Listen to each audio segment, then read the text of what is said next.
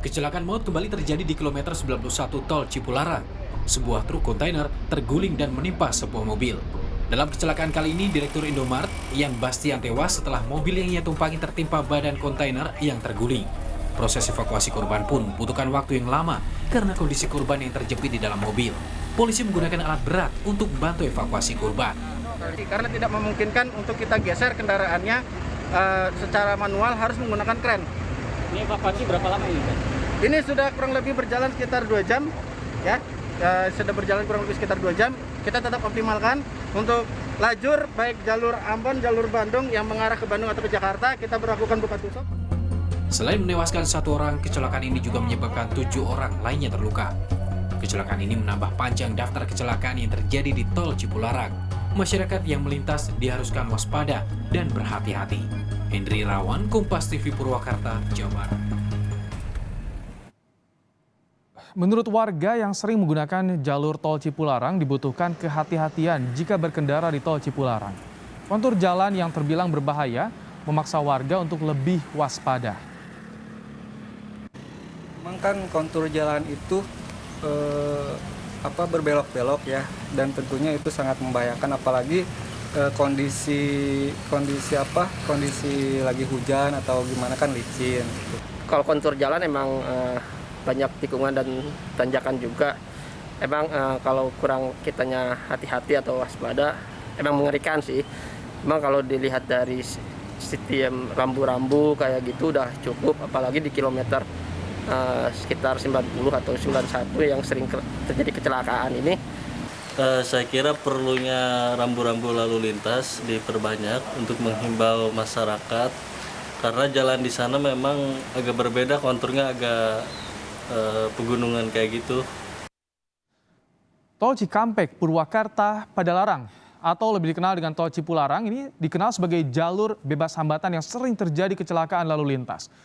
Saudara, daerah di ruas Tol Cipularang yang rawan kecelakaan ada sepanjang kilometer 90 sampai dengan kilometer 100, di mana sepanjang 10 kilometer tersebut arus dari arah Jakarta mengalami tanjakan panjang dan arus sebaliknya mengalami turunan yang panjang. Di dalam 10 kilometer tersebut, saudara, setiap tanjakan panjang dan curam biasanya terdapat penambahan lajur untuk truk dan juga bus yang berjalan lambat.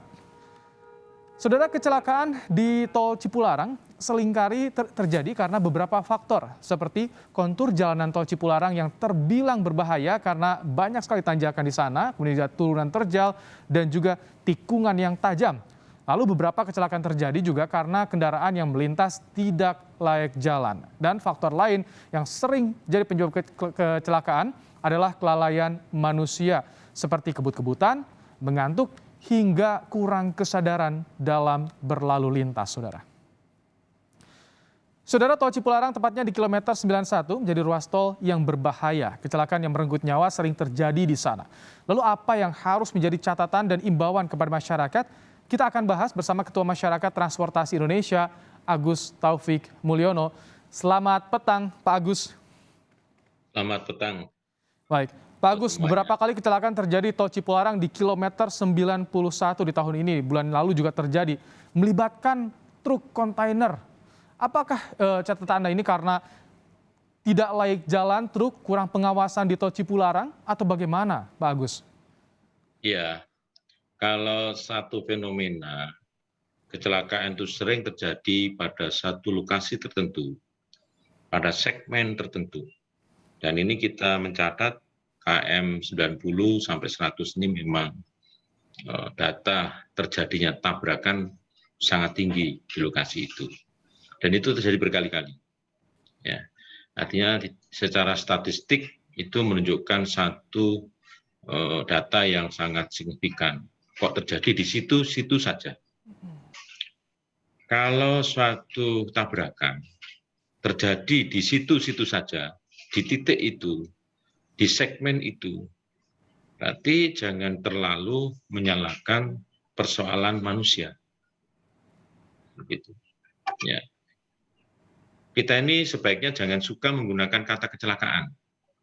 Ya, lebih baik kita senang menggunakan kata tabrakan. Karena kalau tabrakan itu ada usaha untuk menghindari, mengurangi, atau menghilangkan.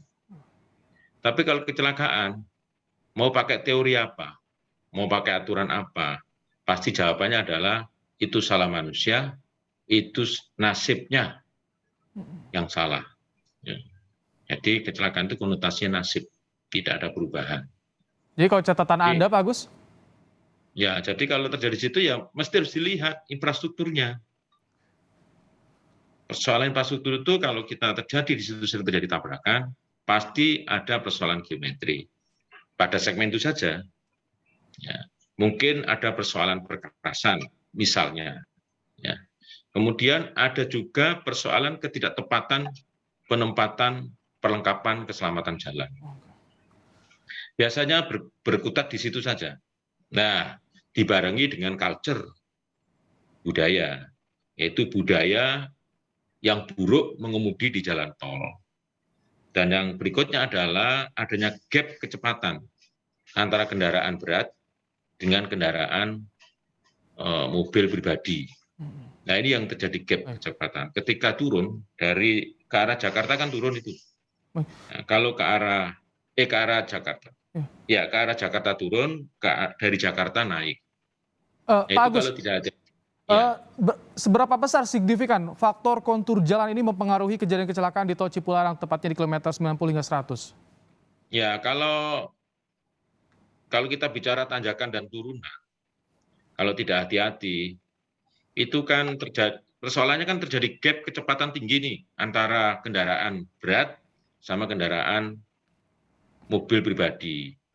Nah, ketika dia melihat kendaraan berat rendah, kecepatan pribadi itu tinggi dari belakang misalnya, itu tidak mampu mengatasi. Artinya jarak pandang hentinya tidak tercapai. Itu. Nah, jarak pandang henti tercapai itu pasti terjadi tabrakan. Bukan kecelakaan ya, tabrakan.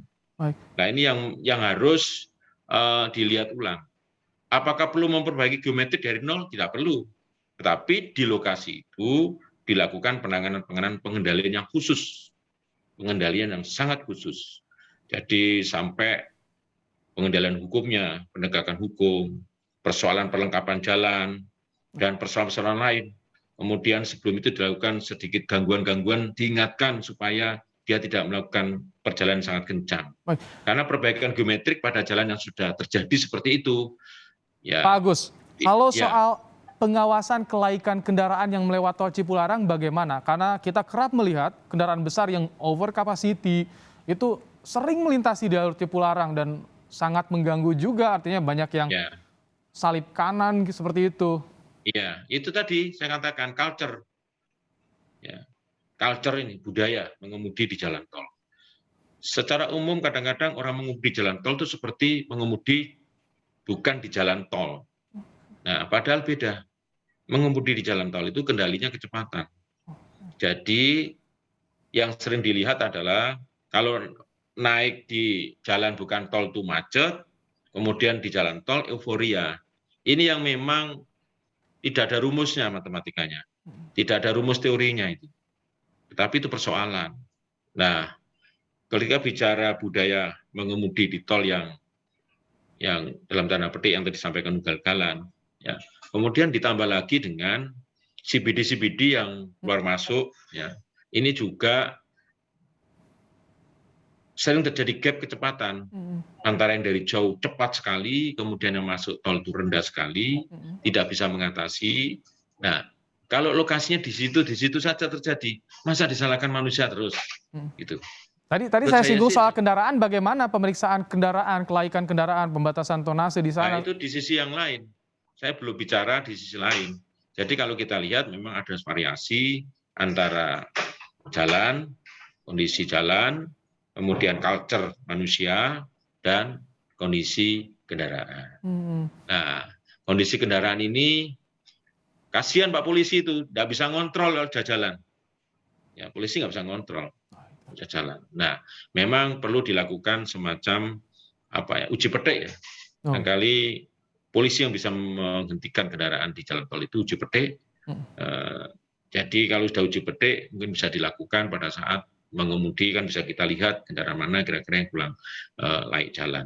Baik. Ya, jadi culture itu tidak hanya persoalan budaya mengemudi, culture itu juga punya persoalan budaya melihat kembali, menyadari kembali akan kondisi kendaraannya. Baik, Pak Agus, terakhir, kalau misalkan tadi kelaikan kendaraan kan sebelum perjalanan sudah uji petik. Nah, kalau soal kontur jalan ini jadi apa yang harus dilakukan oleh pengelola jalan tol agar kejadian seperti ini tidak kembali terulang di masa yang akan datang, Pak Agus? Apakah penambahan rambu cukup atau ada hal lain?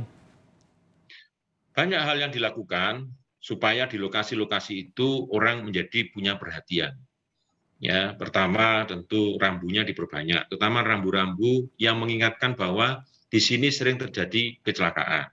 Yang kedua adalah satu rambu atau satu perlengkapan jalan yang mengingatkan bahwa sebelum masuk KM 90, baik dari arah Jakarta maupun menuju Jakarta, di situ sudah diperingatkan, diperingatkan bahwa di lokasi itu memang sering terjadi kecelakaan.